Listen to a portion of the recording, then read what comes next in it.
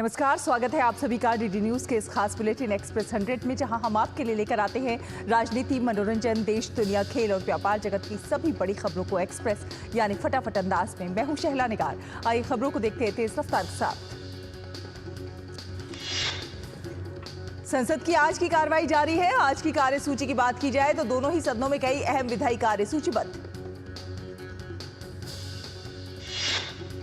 Sunita Williams की धरती पर वापसी पर विज्ञान एवं प्रौद्योगिकी और पृथ्वी विज्ञान राज्य मंत्री जितेंद्र सिंह ने प्रसन्नता व्यक्त की है। लोकसभा में एक प्रश्न के उत्तर में उन्होंने इसे गर्व, गौरव और राहत भरा पल बताया।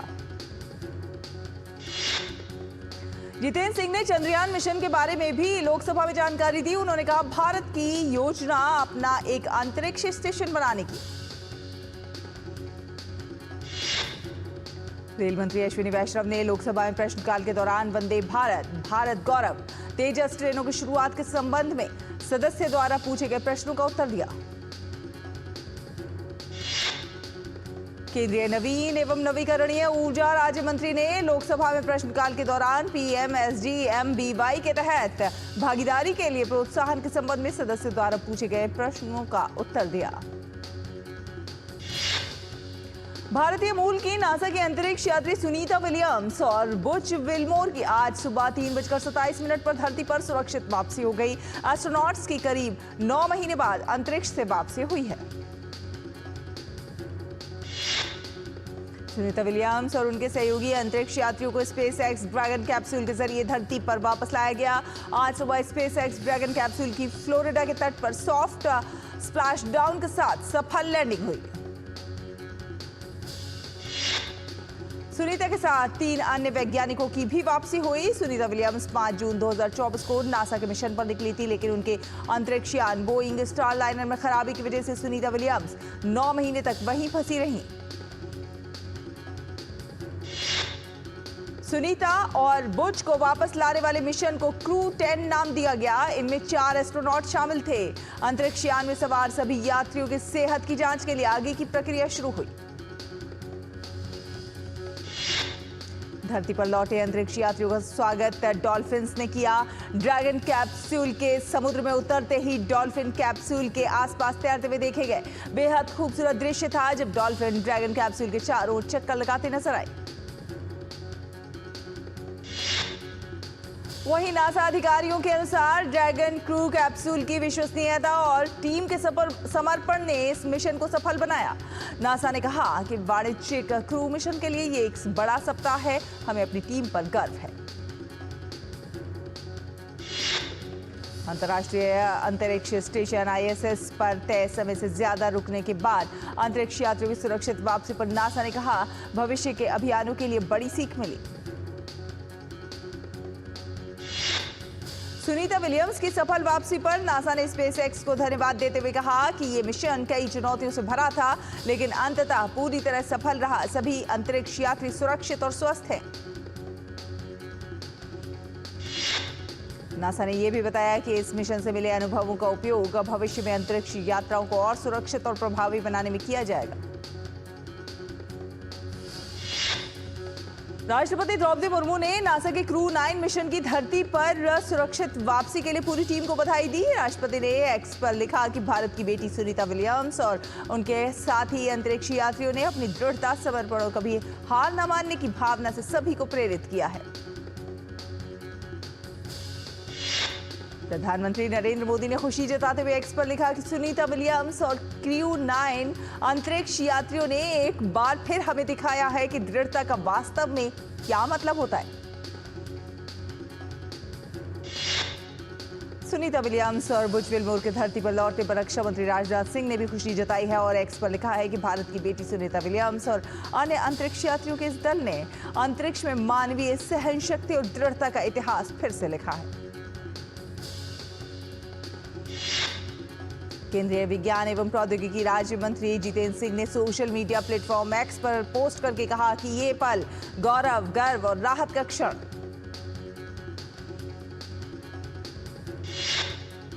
सुनीता विलियम्स की सुरक्षित वापसी को लेकर गुजरात के मेहसाणा जिले में उनके पैतृक गांव में खुशी की लहर है। लोगों ने पटाखे जलाकर जश्न मनाया। सुनीता विलियम्स के चचेरे भाई दिनेश रावल ने कहा कि खुशी जताते हुए उन्होंने कहा कि हर किसी ने सुनीता की सुरक्षित वापसी के लिए प्रार्थना की है। हम सभी बेहद खुश हैं। अंतरिक्ष यात्री सुनीता विलियम्स के पैतृक गांव झिलासन में सीपी गज्जर हाई स्कूल के छात्रों ने सुनीता विलियम्स की फोटो के साथ बड़ा जुलूस निकाला। साथ साथ छात्राओं ने गरबा करके अपनी खुशी का इजहार किया। झुलासन गांव के रहने वाले ग्रामीण सुनीता विलियम्स की वापसी से बेहद खुश। सुनीता की धरती पर वापसी पर अमेरिकी राष्ट्रपति डोनाल्ड ट्रंप का बयान आया है। ट्रंप ने कहा जो वादा किया उसे निभाया। उन्होंने एलन मस्क, स्पेसएक्स और नासा को भी धन्यवाद दिया। रायसीना डायलॉग का आज तीसरा और अंतिम दिन है। विदेश मंत्री ने अपने संबोधन में कहा, आज दुनिया राष्ट्रीय सुरक्षा को ध्यान में रखते हुए व्यावसायिक निर्णय लेती है, जिस तरह से पहले ऐसा नहीं होता था, खासकर डिजिटल युग में। मोल्दोवा के विदेश मंत्री ने विदेश मंत्री डॉक्टर एस जयशंकर के साथ मुलाकात की। डॉक्टर एस जयशंकर ने एक्स पर जानकारी दी कि दोनों देशों के बीच द्विपक्षीय और बहुपक्षीय संबंधों को आगे बढ़ाने पर चर्चा हुई।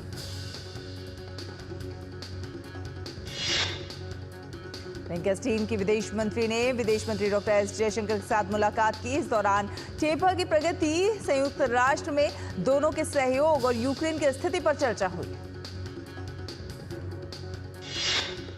दिल्ली के उपराज्यपाल विनय कुमार सक्सेना, मुख्यमंत्री रेखा गुप्ता, मंत्री प्रवेश वर्मा और भाजपा सांसद बांसुरी स्वराज ने दयाल सिंह कॉलेज के पास डीटीसी बस डिपो के भीतर सुनहरी पुल नाले को ढकने का काम का निरीक्षण किया।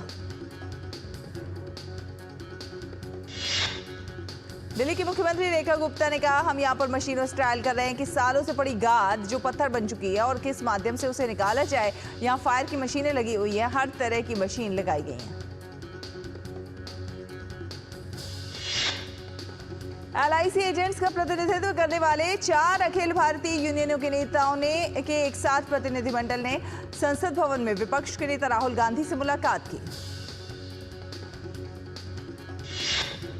न्यूजीलैंड के प्रधानमंत्री क्रिस्टोफर लक्सन ने दिल्ली के दौरे के दौरान अपनी और न्यूजीलैंड के पूर्व अंतर्राष्ट्रीय क्रिकेटर रॉस टेलर की दिल्ली में बच्चों के साथ क्रिकेट खेलते हुए तस्वीरें साझा की। चुनाव आयुक्तों की नियुक्ति में चीफ जस्टिस की भूमिका खत्म करने के केंद्र सरकार के कानून पर रोक की मांग को लेकर दायर याचिका पर सुप्रीम कोर्ट 16 अप्रैल को सुनवाई करेगा। मध्य प्रदेश के शिवपुरी में माता टीला बांध पर बचाव अभियान जारी है। मंगलवार को श्रद्धालुओं से भरी नाव पलट गई। नाव में 15 लोगों में से 7 लोग डूब गए और 8 अन्य लोगों को रेस्क्यू कर बाहर निकाल लिया गया। बड़े पैमाने पर तलाशी और बचाव अभियान जारी है। डूबे हुए लोगों की तलाश के लिए गोताखोरों की मदद ली जा रही है। साथ साथ एनडीआरएफ की टीम भी रेस्क्यू ऑपरेशन में जुटी हुई है। मध्य प्रदेश के मुख्यमंत्री डॉक्टर मोहन यादव ने शिवपुरी की घटना पर दुख व्यक्त किया है और कहा है कि घटना की जांच के आदेश दे दिए गए। राष्ट्रपति द्रौपदी मुर्मू आज राजधानी दिल्ली में वर्ष 2024-25 के लिए 19वें रामनाथ गोयनका उत्कृष्ट पत्रकारिता पुरस्कार समारोह में उपस्थित रहेंगी। टेरर फंडिंग मामले में एनआईए जम्मू कश्मीर में 12 से ज्यादा लोकेशन पर सर्च ऑपरेशन कर रही है। टेरर फंडिंग में इससे पहले भी एनआईए जम्मू कश्मीर में छापे मार चुकी है। राजद प्रमुख लालू यादव की परेशानी बढ़ गई है। लैंड फॉर जॉब मामले में लालू पटना स्थित ईडी जोनल कार्यालय में वो सुबह 11 बजे पूछताछ के लिए शामिल होने के लिए पहुंचे और इसी मामले में मंगलवार को राबड़ी देवी और तेज प्रताप यादव से भी सवाल जवाब हुआ था। सागरमाला कार्यक्रम की 10वीं वर्षगांठ के अवसर पर दिल्ली के विज्ञान भवन में भारत में बंदरगाह आधारित विकास और समुद्री विकास के भविष्य पर चर्चा के लिए राष्ट्रीय सागरमाला शीर्ष समिति की बैठक आयोजित की गई। केंद्रीय मंत्री सर्बानंद सोनोवाल ने मीडिया को संबोधित करते हुए सागरमाला कार्यक्रम के परिवर्तनकारी प्रभाव और इसके भविष्य की रूपरेखा को रेखांकित किया। संभल से समाजवादी पार्टी के सांसद जियाउर रहमान बर्ग पर बिना नक्शा पास कराए अवैध निर्माण कराने के मामले में उनके पक्ष से अभी तक कोई भी साक्ष्य प्रस्तुत नहीं किया गया है। अब अगली सुनवाई 22 मार्च को होगी। संभल की एसडीएम वंदना मिश्रा ने कहा, हमने एक संयुक्त टीम बनाई है। ये टीम वहां पर जाकर परीक्षण करेगी कि नवनिर्माण कितना पुराना है। 3 दिन के अंदर रिपोर्ट प्रस्तुत की जाएगी, उसके बाद आगे कार्रवाई होगी। नागपुर में 17 मार्च की शाम को हुई हिंसा के बाद अब हालात काबू में है। नागपुर के 10 पुलिस थाना क्षेत्रों में आज भी कर्फ्यू जारी है। महाल इलाके में भारी संख्या में पुलिस बल तैनात की गई है और आरोपियों की तलाश में पुलिस जुटी हुई है। महाराष्ट्र के गृह राज्य मंत्री ने कहा कि नागपुर का दंगा पूर्व नियोजित लग रहा है। पुलिस प्रशासन दोषियों के खिलाफ कड़े कदम उठाएगी। पुलिस पर हाथ उठाना सहन नहीं किया जाएगा। उत्तर प्रदेश के अयोध्या में एक दुखद घटना घटी है।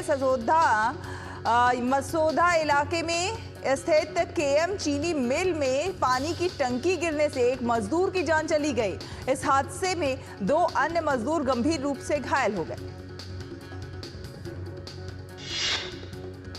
डिब्रूगढ़ जेल में बंद अमृतपाल सिंह के 2 साथियों भगवंत सिंह और गुरमीत सिंह की ट्रांजिट रिमांड पंजाब पुलिस को मिल गई है। पंजाब पुलिस अजनाला थाने पर हमले के 7 आरोपियों को पंजाब लाने के लिए पिछले 3 दिनों से डिब्रूगढ़ में डेरा डाली हुई थी।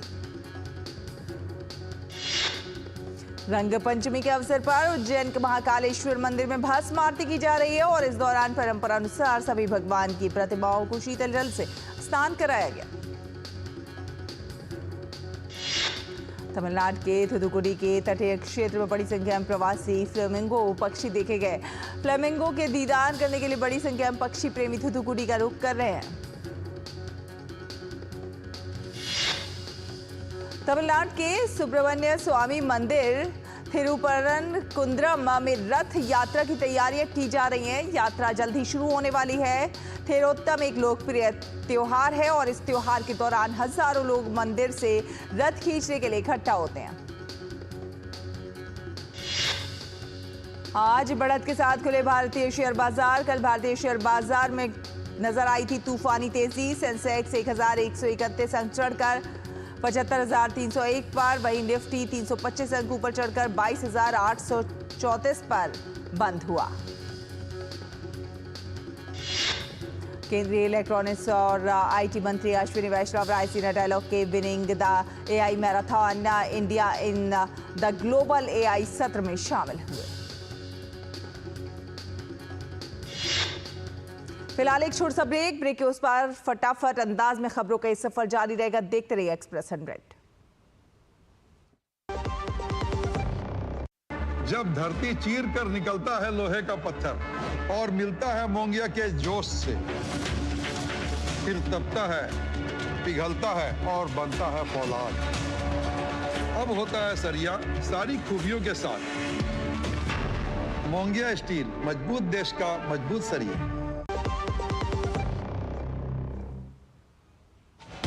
कश्मीर से कन्याकुमारी तक, कच्छ से कामाख्या तक, राज्यों की राजधानियों से प्रदेशों के कोने कोने तक, होगी हर राज्य के हर हिस्से की पूरी खबर। देखिए भारत एट 7 खबर राज्यों की डीडी न्यूज पर। ब्रेक के बाद स्वागत है। एक्सप्रेस 100 देख रहे हैं आप। चलिए रुक करते हैं कुछ अन्य खबरों का।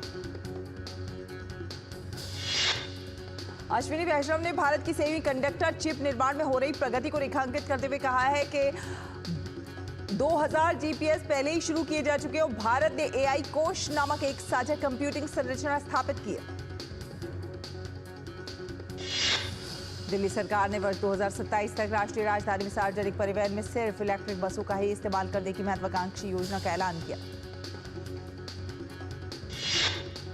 दिल्ली के परिवहन मंत्री पंकज कुमार सिंह ने योजना की घोषणा करते हुए कहा कि अगले महीने से 1000 से अधिक इलेक्ट्रिक बसों को परिवहन बेड़े में शामिल किया जाएगा। गुजरात सरकार में पिछले 2 वर्षों में ईंधन, सीएनजी और पीएनजी मूल्य पर बाधित वैट और उपकर से 40,569 करोड़ रुपए कमाए गए। उपभोक्ता मंत्रालय ने की मेटा के साथ साझेदारी घोषणा, जिसके तहत ऑनलाइन उपभोक्ताओं के लिए डिजिटल साक्षरता और सुरक्षा बढ़ाने के लिए एक सशक्त उपभोक्ता बने नाम से जागरूकता अभियान शुरू किया जाएगा। सरकार ने अंतर्राज्यीय कृषि व्यापार को बढ़ावा देने और विभिन्न लॉजिस्टिक्स सेवा प्रदाताओं को शामिल करने के लिए सरकार ई-नैम 2.0 लाने का फैसला कर रही है। केंद्रीय मंत्री रामनाथ ठाकुर ने जानकारी देते हुए कहा कि ई-नाम 2.0 का अपग्रेड का उद्देश्य लॉजिस्टिक्स संबंधी कमियों को दूर करना और तेज व्यापार, कम बर्बादी और किसान आय को बेहतर करना है। आरबीआई गवर्नर संजय मल्होत्रा ने बैंकों को दी केवाईसी डॉक्यूमेंट्स के लिए अपने कस्टमर्स को बार बार फोन करने से बचने की सलाह। कहा कि बैंकों को कस्टमर सर्विस में सुधार करने की जरूरत है। आरबीआई और बैंक ऑफ मॉरिशस ने सीमा पार लेन देन के लिए भारतीय रुपये और मॉरिशस रुपये के उपयोग को बढ़ावा देने के लिए समझौते किए। अखिल भारतीय सर्राफा एसोसिएशन के अनुसार सोने की कीमत रिकॉर्ड मांग के चलते सोना 91,000 रुपए के ऊपर पहुंचा। वहीं चांदी पहली बार 1 लाख रुपए किलोग्राम के स्तर पर। वाणिज्य मंत्रालय के अनुसार सार्वजनिक खरीद मंच government e market place GEM ने चालू वित्त वर्ष में अब तक 5 लाख करोड़ रुपए से अधिक का लेन देन को बढ़ावा दिया। मॉर्गन स्टैनली ने वित्त वर्ष 2025-26 में भारत में खुदरा महंगाई औसतन 4% रहने की उम्मीद जताई है। इसका मतलब है कि आरबीआई पूरे वित्त वर्ष में रेपो दर में 0.75% की कटौती कर सकता है। केंद्र सरकार के अनुसार देश में 7 मार्च 2025 तक 55 करोड़ जनधन खाते खुले हैं। इनमें से 36.63 करोड़ या 66.57% ग्रामीण और शहरी क्षेत्रों में खुले हैं। वहीं प्रधानमंत्री सुरक्षा बीमा योजना के अंतर्गत 7 मार्च तक कुल नामांकन की संख्या बढ़कर 50 करोड़ 30 लाख हुई। जेके लक्ष्मी सीमेंट को आयकर विभाग ने 45.6 करोड़ का नोटिस भेजा है। ये नोटिस आकलन वर्ष 2022-23 से जुड़ा है। कंपनी ने कहा कि कर अधिकारी ने आयकर रिटर्न में घोषित कंपनी की आय में कुछ और रकम जोड़ी है। अमेरिका स्थित ब्रुकफील्ड कॉर्प ने खुले बाजार लेन देन के जरिए Brookfield India real estate trust में 5.13% यूनिट हिस्सेदारी 883 करोड़ रुपए में बेची। पड़ोसी देश चीन को श्रीलंका के बाहरी कर्ज पुनर्गठन से 7 अरब अमेरिकी डॉलर का नुकसान हुआ। चीन अक्टूबर 2023 में पुनर्गठन समझौता करने वाला श्रीलंका का पहला द्विपक्षीय ऋणदाता था। अमेरिकी राष्ट्रपति जॉन एफ कैनेडी गोली मारकर हत्या की जाने के 60 से अधिक सालों के बाद वहां की सरकार ने उससे जुड़े सीक्रेट दस्तावेजों की आखिरी खेप जारी की। कनाडा के प्रधानमंत्री मार्क कार्नी ने अहम घोषणा करते हुए कहा कि कनाडा ऑस्ट्रेलिया से अरबों डॉलर की एक नई रडार प्रणाली खरीदेगा और आर्कटिक क्षेत्र में सैन्य अभियानों को बढ़ाएगा। प्रधानमंत्री मार्क कार्नी ने कहा कि यह कदम कनाडा के उत्तरी क्षेत्र की सुरक्षा को मजबूत करने के लिए उठाया जा रहा है ताकि इस विवादित क्षेत्र पर कनाडा की संप्रभुता को स्थापित किया जा सके। अमेरिकी राष्ट्रपति डोनाल्ड ट्रंप और रूसी राष्ट्रपति व्लादिमीर पुतिन के बीच यूक्रेन युद्ध को समाप्त करने के लिए लंबी बातचीत के बाद रूस ने ऐलान किया है कि वो अगले 30 दिनों तक यूक्रेन के ऊर्जा संयंत्रों पर हमला नहीं करेगा। राष्ट्रपति व्लादिमीर पुतिन ने कहा कि संघर्ष का समाधान व्यापक, टिकाऊ और दीर्घकालिक होना चाहिए। वहीं डोनाल्ड ट्रंप ने कहा कि रूसी राष्ट्रपति पुतिन के साथ उनकी बातचीत में यूक्रेन को सहायता देने पर चर्चा नहीं हुई। हालांकि क्रेमलिन ने कहा कि रूसी नेता ने कीव के लिए सैन्य सहायता समाप्त करने का आह्वान किया था।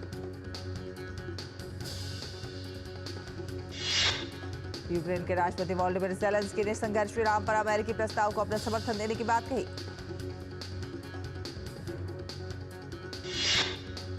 गाजा पर इजरायली हवाई हमलों में 400 से अधिक लोगों की मौत के बाद न्यूयॉर्क के टाइम्स स्क्वायर में विरोध प्रदर्शन हुआ। वहीं भारत में इजरायल के राजदूत रूबेन आजार ने इस हमले पर अपनी प्रतिक्रिया देते हुए कहा कि हमास ने इजरायल के पास सैन्य कार्रवाई फिर से शुरू करने के अलावा कोई और विकल्प नहीं छोड़ा है। भारतीय मुक्केबाजी महासंघ के महासचिव हेमंत कुमार कलिता और खेल संस्था के कोषाध्यक्ष दिग्विजय सिंह को तत्काल प्रभाव से निलंबित कर दिया गया है।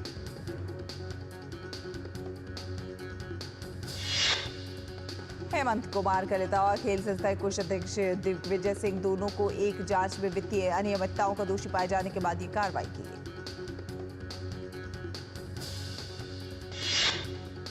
पहले फिट इंडिया कार्निवल का नई दिल्ली के जवाहरलाल नेहरू स्टेडियम में मंगलवार को सफल समापन हुआ।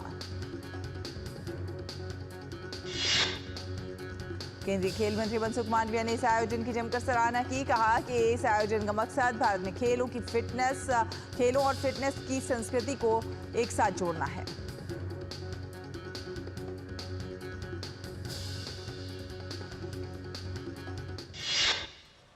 और आपको सीधे लिए चलते हैं बेंगलुरु, जहां पर राष्ट्रीय स्वयंसेवक संघ की प्रेस वार्ता हो रही है। इस वर्ष 100 वर्ष पूरे हो रहे हैं। इस निमित्त जो कार्य विस्तार की जो पूरी एक योजना थी, एक्सपांशन ऑफ अवर शाखा वर्क, इसकी भी पूरी समीक्षा इसमें होगी।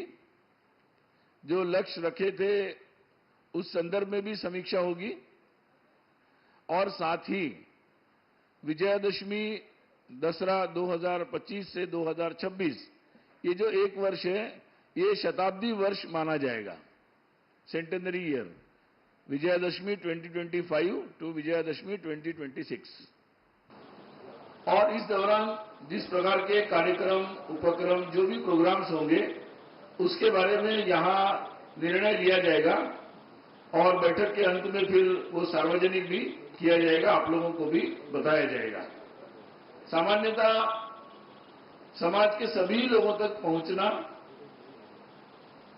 अपने विचारों को पहुंचाना, अपने कार्य को पहुंचाना, विचारों की स्पष्टता करना, तो एक तरीके से ये एक व्यापक आउटरीच इस शताब्दी के वर्ष में मुख्य रूप से किया जाएगा।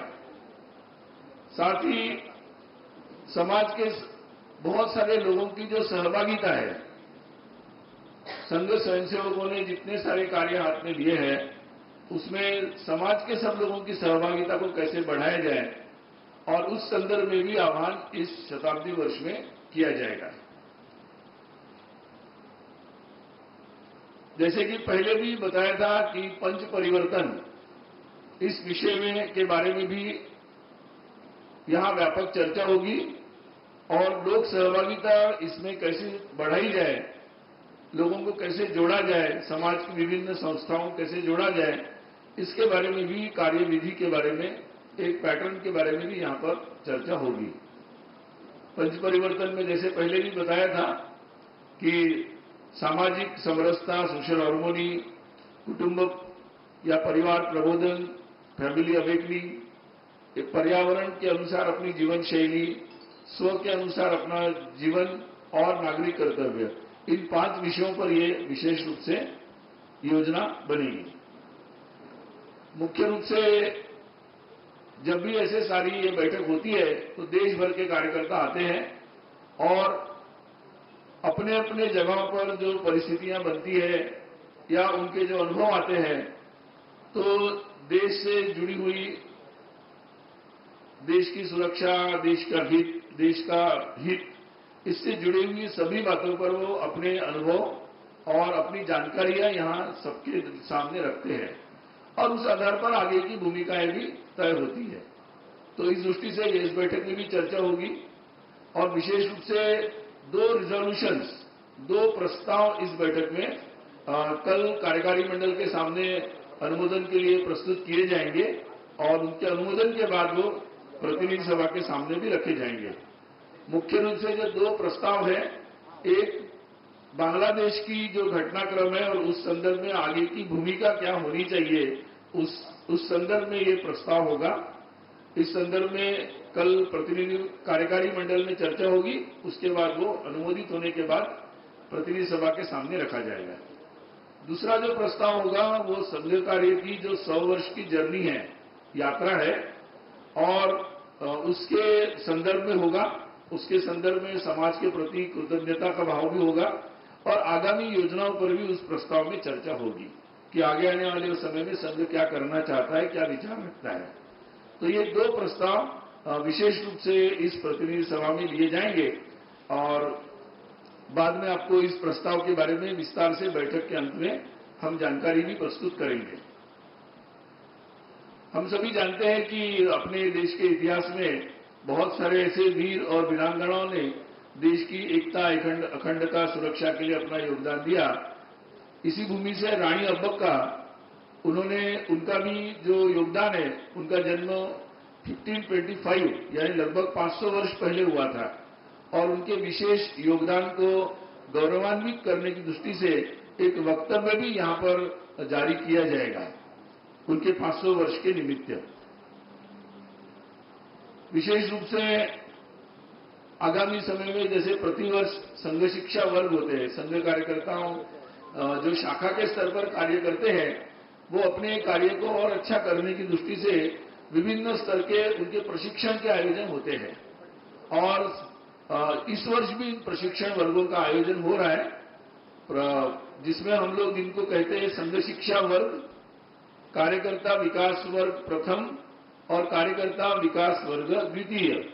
द्वितीय जो होता है वो नागपुर में ही आयोजित होता है, बाकी प्रांतों में आयोजित होते हैं। तो इस बार ऐसे कुल मिलाकर वर्ग 95 ऐसे प्रशिक्षण वर्गों का आयोजन होगा। सामान्यतः अप्रैल से जून के बीच में इन वर्गों का आयोजन होने वाला है। इसमें विशेषता ये है कि अंडर 40 एज के लोगों के लिए जो प्रशिक्षण है, ऐसे लगभग 72 वर्ग होने वाले हैं और बाकी अबो 40 to 60 इस एज के जो लोग हैं उनके लिए 23 वर्गों का आयोजन होने वाला है। तो ये भी एक विशेष योजना है और शताब्दी वर्ष के कार्यक्रम, उपक्रम ये ध्यान में रखकर फिर अपने पूजनीय सरसंघचालक और माननीय सरकारवाह दत्तात्रेय उजबली दोनों के और बाकी अधिक संघ के जो पदाधिकारी है, उनके प्रवास की योजना को भी आयोजन इसमें शताब्दी कार्यक्रमों को ध्यान में रखकर ही किया जाएगा। तो आपको बता दें कि संघ की स्थापना के 100 वर्ष पूरे हो रहे हैं इस साल और इसी को लेकर आगे की क्या कुछ कार्य और रूपरेखा होगी उसको लेकर आरएसएस की ये आप प्रेस वार्ता देख रहे थे। बेंगलुरु से फिलहाल एक्सप्रेस न्यूज में इतना ही। डीडी न्यूज पर खबरों का सफर लगातार जारी है, आगे आप देखेंगे मिड डे प्राइम। मेरी सहयोगी रितु वर्मा के साथ मुझे दीजिए अनुमति। नमस्कार।